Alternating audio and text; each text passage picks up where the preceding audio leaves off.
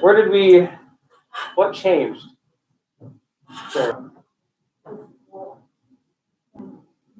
There we go, exactly. So the therapist, and again, I'm not sure if this is actually what he did or not, we never learned this technical, but the move that was made wasn't here. The obvious one is always to stop the fighting of the parents, right? Or stop conflict somewhere. No, instead, they decided to get rid of this and destroy this. And once we got rid of that icky coalition between Walt and Bernard, Walt started to see things a little bit differently. He slowly starts becoming less of a mini-me with regards to his dad. But you can also see the dad didn't like this, right? I mean, the dad is, again, it's just kind of symbolic of a lot of the stuff that we've talked about. Everywhere from what not to do when you get a divorce, treating your kids a certain way, to things like homeostasis, right? So speaking from a complete nerdy point of view, what Bernard's doing is he's trying to bring his mini system, his subsystem, if you will, between him and Walt. He's trying to bring that back. And that's what systems do. That's what the folks in Palo Alto observed. That's what they realize is systems have this knack of trying to go back to the way they are, even if how they are isn't good for anybody, even if it's causing conflict, causing problems. But anyway, I hope you enjoyed our little journey into the squid and the whale. The little 60 minutes that we didn't watch are also really good. So I highly recommend it. It's out there on Netflix. But we're going to play a little Kahoot. So no notes. Actually, I don't want you to look anything up. I just want to kind of test your knowledge to see how well you can do just on your own. So 15 questions in this Kahoot. Most of it has to do with stuff that we haven't talked about for a really long time, which is kind of the point. So let me get it. You're like, I want to play it. Well, let me get it loaded up. There we go. We'll do the classic. Turn this on. I don't know why everything in this room is so loud, except for the Kahoot.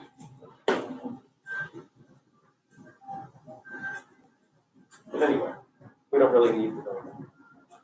1, 2, 3, 4, 5, 6. 2 of you are there. No fun nicknames? Can you play a Kahoot? Aren't you supposed to give yourself some kind of code name?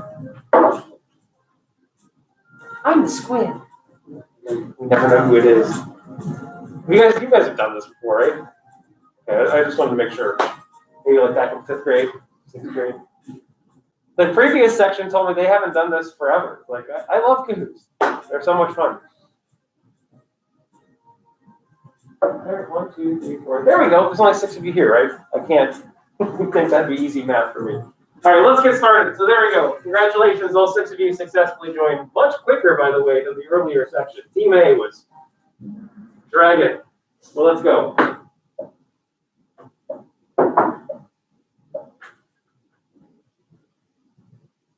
Oh my gosh. This is like a softball to get us talking about things. Gosh, you already got it all right. So very good. Of course, everybody. So with all of these, we'll kind of try to stop and pause and maybe talk about a few things. So yes, all of the above. What were we talking about with this? What was the point of making you watch Star Wars other than I got to tell my friends that I showed Star Wars in a college class and got paid for it, technically. But what was the point? What was the theme? Here we go. Here's the silence. Yes? That is true. So this is actually from the preface of your book. Where this class is so in-depth, we actually get material from the preface. We're taking it seriously. So what we were talking about was the myth of the hero in the United States. Bless you. The idea that there's individualism and also familialism when it comes to looking at societies and how in the United States, we are really, really skewed towards individualism, which means we have this false idea that all of our successes are us. So I did it. So I pulled myself up by my bootstraps and I succeeded. Well, that's technically true, but without all of your supporting cast, none of that would have happened. So again, it's kind of the beginnings of thinking about yourself as part of something greater than just yourself, as part of some kind of system. So that's what we were talking about. We got the ball rolling. Literally the very first thing that we talked about Congratulations. I don't think anyone in Team A with any of the questions was unanimous in any of them, but all right. We're all successful. Well, let's see who did it the quickest, because if you remember, Kahoot's not just about being accurate, it's also about speed. Congratulations, Sarah. You were the quickest to point that out. Brad Park. Oh, this is going back to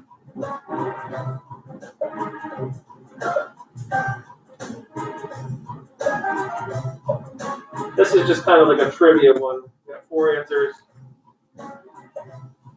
We got 5. We have one straggler out there just refusing to answer. Does not want to play the game. So everyone picked emotional isolation. Same thing happened in Team A, actually.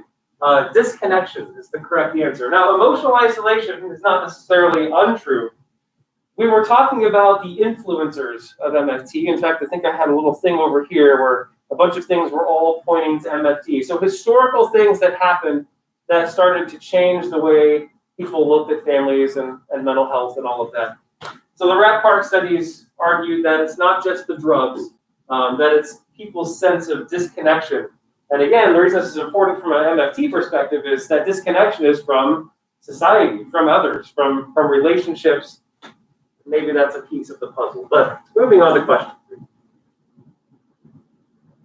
3. I guess the score didn't change because everyone got it wrong. Oh boy.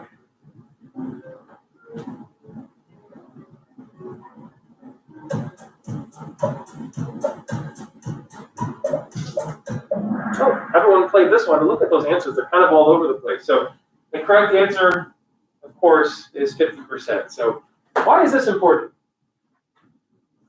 I mean, it's like a factoid. But what's unique about this number?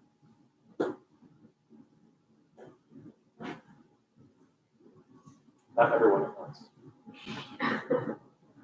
People in the front row need to shut up. I can't hear anyone in the back. I know it's because we're not talking. So, any ideas? Why is this important? I know you're going to say because it's never been this low before, which is true. So the reason 50% is important, and what this means is if we took a snapshot of all the adults, 18 and above in this country, only half of them are married. Does this mean marriage is dying in this country? Because it sounds like it. No. All this means is, one, people are waiting a lot longer to get married than they ever have before. Especially if you didn't know, in times of not that we've all lived through a pandemic before, but congratulations, now you can say you've done that.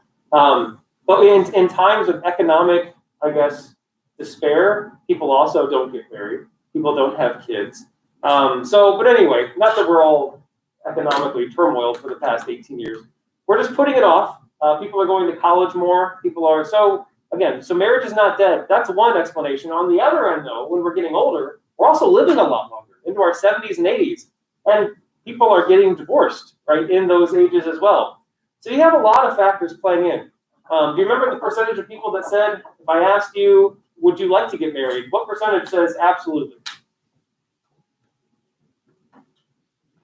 Which is our best indicator that marriage is certainly not dying. Yeah, 90%. So when we ask people who are currently not married, almost everyone says, oh yeah, that's something I definitely want to do. So marriage is not dying. It's just that currently not a lot of people actually are married. Glad we did that one. Let's see. Oh, Sarah fell off the throne. Molly is the new queen of the net. 4 out of 15. Monogamy. Now, see, I care about you so much, I even went to the lengths of finding pictures of the stuff that we watched. Remember Jerry? Jerry met himself, fell in love with himself. Now I know what I've been looking for. Me! I swept myself off my feet.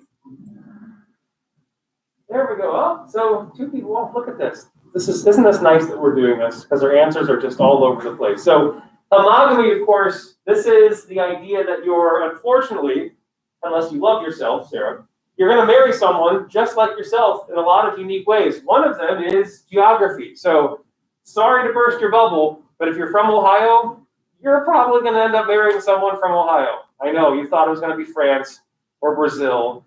Probably. I mean, it could happen, but it's probably not going to happen. You're also going to probably marry someone about your age within 2 or 3 years. So if that's what you're looking for, good, but it's probably not going to happen.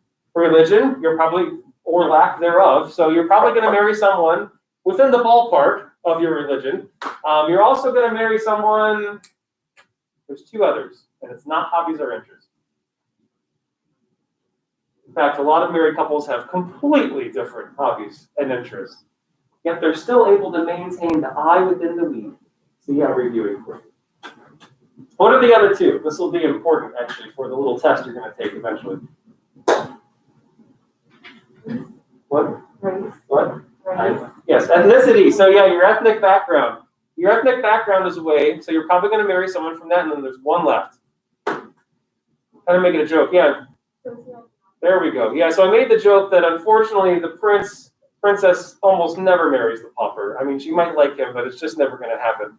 Even though, did you hear? So it's yes, if you didn't catch it, it's socioeconomic status. So you're basically going to meet someone from the same place, same age, same race, same religion, and the same approximate income. So you're just going to replicate yourself in all those fun ways. Did you see who? I'm not sure if you guys follow this stuff. I don't watch a lot of news and keep up, but you know who Jeff Bezos is, right?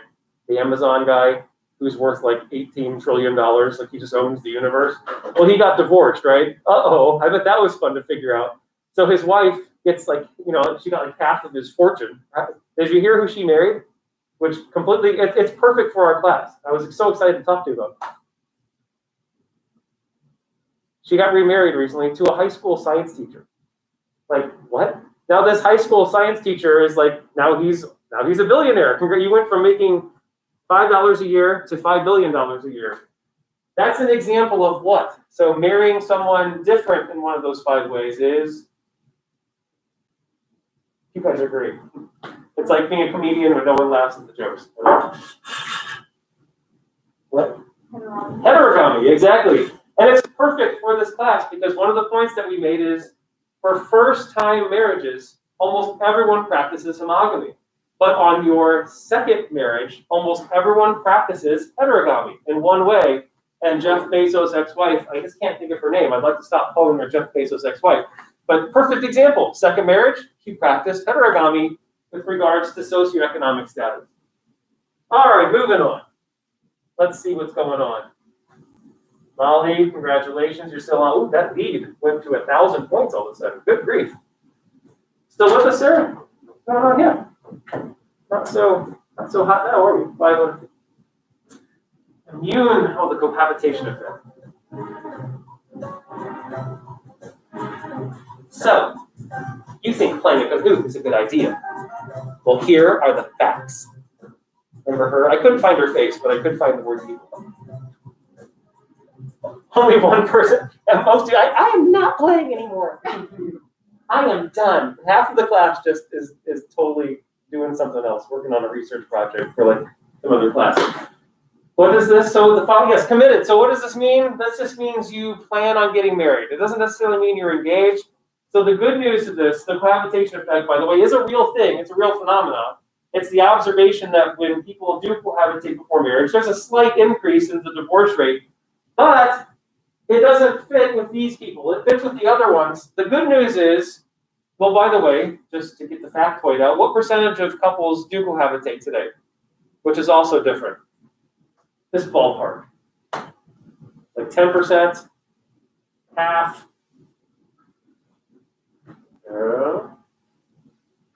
65%? You're exactly right. So in other words, most couples, the majority of couples do cohabitate. The good news is most of them are here in this committed range. Again, it doesn't mean you're engaged. Well, that's what my wife and I have been calling you to. But it just means we're going to get married anyway. Why don't we just move in together now? So that's it. Committed cohabitation effect. Oh, you are on fire! That's because no one else is playing. 6 out of. Let's see if we can get 100% at least participation.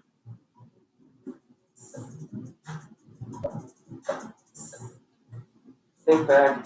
We watched a comedian and he talked about how this is how normal people leave the house. Would you like to leave the house? We left the house. And then, of course, he talks about what it's like. Well, at least we got 5 people to play. There's still one straggler out there who is just utterly refusing. Line in the sand, I'm not playing cahoots. Exactly. So satisfaction goes down, stability goes up. However, just for some extra free review here, let's say you'd like to avoid your satisfaction really going in the gutter, which could happen. What 3 magical variables do you need to have as a couple having a child to avoid this disaster? We talked about 3 common denominators to couples who successfully navigate having a kid without their marriage satisfaction just falling apart. And those would be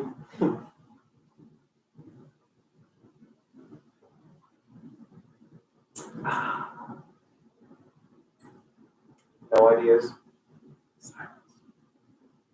No one knows. I'll get the ball rolling. One of them was having high satisfaction before having a kid. That's one. And by the way, you need all of these, not just one of them. The second is something that we call co-parenting. And what does that mean?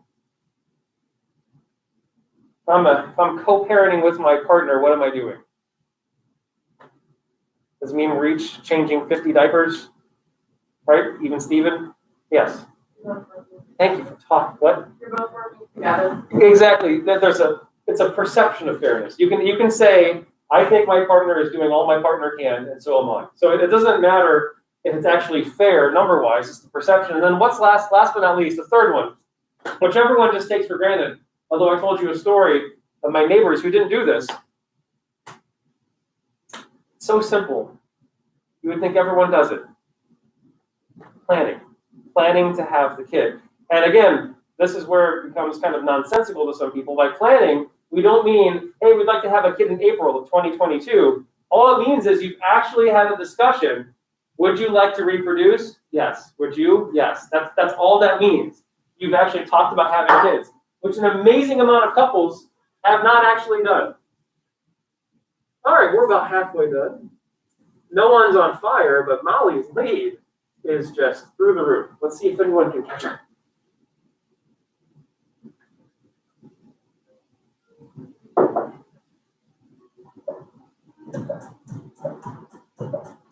The hamster's only going to live 2 years, so it's not going to remember it. Oh, all 6 people are playing, and all 6 people got it right. Congratulations. So in terms of kids, just to add some extra review, let's say, well, first of all, what percentage of kids turn out just fine? And I know just fine is relative, but what I mean is you're not like some kind of miserable bag of psychological damage. Are most kids okay? Yes. About 80% of kids. It turns out this old idea that divorce ruins you as a human being turns out to not be true. Doesn't mean things aren't going to be a little more difficult, but about 80% of kids turn out just fine. So we know it's not them. What's the difference between these two? You're right. Everyone got it right. So the husband, assuming no remarriage, the husband is worse off. But why? Which also answers the question of why they get remarried and put your numbers. Exactly. So this, I told you the story of the research study that was done on support systems. Women, I get it, it's stereotypical, it's cliche, but it's also very true. Women simply have a longer list of social support in their life. So when they get divorced, they've got like a backup. And men, when they get divorced, their entire social support system is sometimes completely eradicated, something they probably take for granted. And so they get remarried to the person that they start opening up to. All right, 8 out of 50.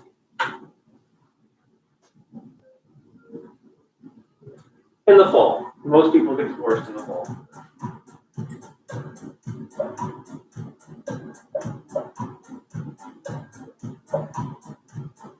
Five answers. Got that participation? Oh, I'm glad we did this one. Yes. This is just kind of like a factoid, just to talk about this stuff. So, yeah, it's not the 7-year itch. It's the 8-year itch. So if you can, that's when most of our divorces seem to happen. After 8 years, we really don't see much divorce at all. It happens in those first almost a decade. But again, just add a little bit more of this. So when we talk to husbands, or talk to wives, I guess, what's the big issue for wives? Why wives? Why did you get divorced? Yeah. Communication issues. And if you become a therapist in the world of marriage therapy, 8 out of 10 calls. That's what they're going to tell you. What's going on? Well, communication. Okay, communication issues. What's all about? What about the husbands, though? Guys, what happened? No. Exactly, literally. That's the best joke that's real ever. The husbands literally say, oh, I have no idea. They also didn't know that their wife was planning this for how long? About 2 years. So the wife plans this story. Not only does she file, she's also been thinking about this for at least a couple years in the back of her mind. The men are just supposedly swept off their feet and completely taken off guard. Lauren. No one touch Lauren because she is in fuego. Moving on. Isn't this fun? It is for me. Oh, you future boomerangs out there. I know at least 2 of you are. You don't know it yet, but you're on your way back home. And then you'll remember this class and how it changed your life. All 6 people participated, 4 people got it correct. Yes. So we take all of our boomerang families, about a quarter of them, things go sideways and they don't turn out very good. For another quarter of them, things actually improve. Somehow they actually have a better relationship. Our big chunk, though, half of the families, that's the same as it always was. You came back, it's really no different.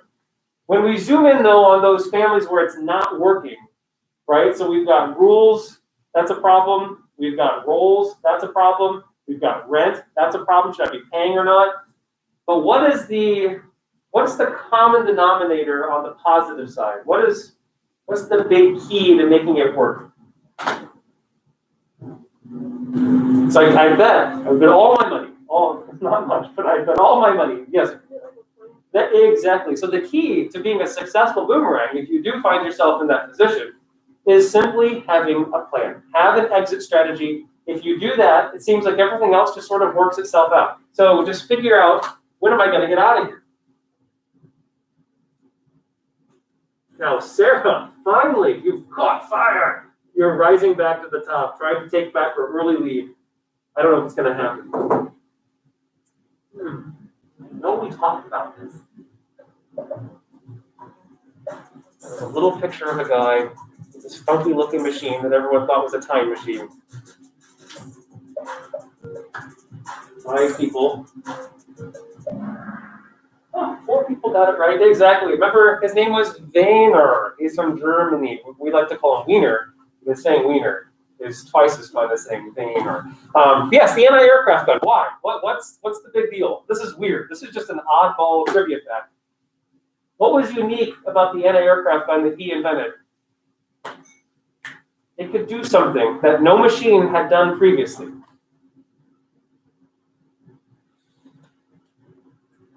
Ideas. It could talk to itself. It could self-correct itself. So Wiener created this mechanism that could self-correct itself, that could had some kind of internal communication mechanism that could tell it to move left or move right or shoot this far or that far. This is astounding, something we completely take for granted today, but it was a big deal back then. So Wiener, again, just to expand on this, he gives a lecture about this. Here is my anti-aircraft gun, I'm going to change everything. Someone's sitting in the audience. Who was that someone? You remember? Because this is why it's important for MFT. Gregory Bateson. I know he's on the tip of your tongue. You're always thinking about this guy named Gregory Bateson. Well, who the hell is he? Remember Palo Alto? Palo Alto, that place where another one of the big influencers, were trying to cure schizophrenia. Well, Gregory Bateson was sitting in this lecture and the light bulb started going off. He's like, wait a second. I'm working with all these patients with schizophrenia out in Palo Alto. And I've got kids who are getting better than going back home and getting sick. The parents come to visit, they get sick. But then the truly weird one was what? Kid gets better, kid goes home, stays better. What happened inside some of these families? Someone else in the family would, like, what? Like someone else would develop a mental illness when they didn't have one 6 weeks ago. And so this idea that maybe families are systems and they all have roles and there's parts and they talk to each other. So we're getting there. We're almost done. We're almost out of time anyway.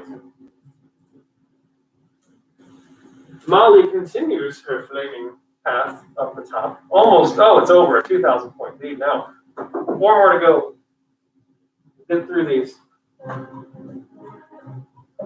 Feedback loops, feedback loops. I thought this wasn't a math class.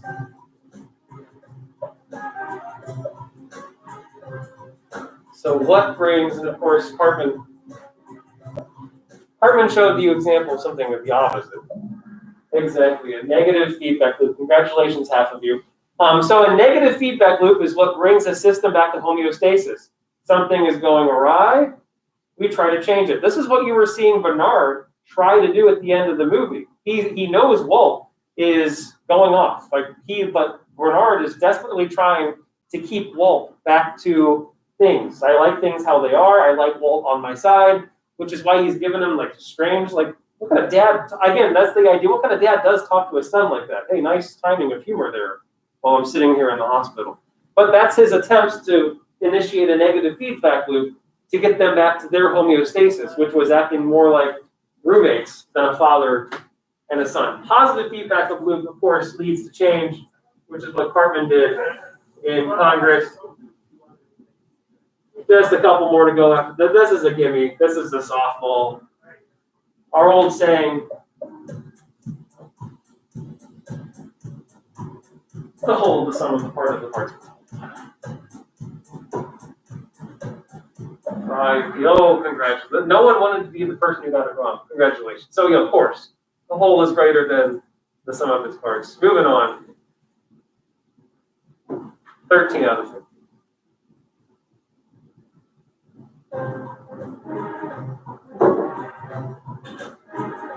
Here's your clue. There's a reason why his picture isn't up there.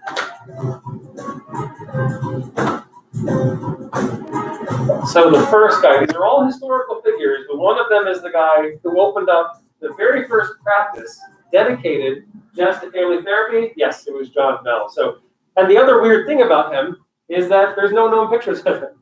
So he's this really famous guy because he opened up the first family therapy practice, but no one knows what the guy looks like because I guess he had a phobia of cameras. Let's move on to get this done because we're technically out of time.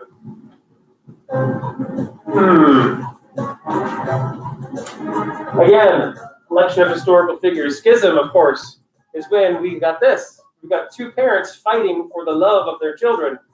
Skew is when there's one dominant parent, and the other parent is this weak little child inside the family who makes no decisions. And it's Theodore Lentz. Congratulations to none of you. And I'm glad this question was on there. John Bowlby is the guy who did family therapy as an experiment, right? So this is from an online, he did it as an experiment and it worked. And then he told everyone else, don't ever try this. Like, what? John, what the hell's wrong with you? John Bell, we went over him. Lyman Wynn is the guy who talked about rubber fences and pseudo-hostility and pseudo-mutuality. Theodore Lentz is the guy that we are looking for. We will not see a change in the scoreboard. No one got any points. But our very last question, to bring it home, something we literally just talked about last time I saw you. Linear causality means A leads to B. So it's very tempting to blame A because it is responsible. But circular causality is a little bit different. There we go. That's what we're looking for, most of you at least. So circular causality. Mnuchin said, when you're joining with the family, be prepared that people are going to be defensive because someone in that family thinks they're going to get blamed because that's how we see problems. But what those people don't know is their therapist has been trained in the world of MFT and embraces circular causality. That therapist isn't going to blame anyone. The system is what's wrong, not one person in the system. We don't blame Sarah for everything that goes wrong in this class most of the time. Right? It's all of you. All of you are the problem. No, including myself. So circular causality just simply means the system needs to change. Everyone is playing a role. Now, does this mean someone's not responsible? Of course not. Like, there's almost always one person that's doing some bad things or shouldn't be doing this. But everyone needs to change at least somehow. Any questions? No? Sorry, I kept you a little bit longer. We were just having too much fun with our little cahoot. If you do have questions, just ask me. 1, 2, 3, 4, and 6, those are our chapters. 4 is Bowen. 6 is Mnuchin. 1, 2, 3 is just the background stuff that we went over. Everything's up there. The exam will open up tomorrow at 8 a.m. Doesn't mean you got to rush to it though, because that's not going to close until Sunday at midnight. It's like everything else in this class. So take your time, look over stuff, and it works just like a quiz, just bigger and longer. And there will be a short answer section in there too. So some not just multiple choice, which gets a little monotonous after so much time. If you do have questions, if something's not clear, you think you're missing something, just let me know. But other than that, an hour. Yeah.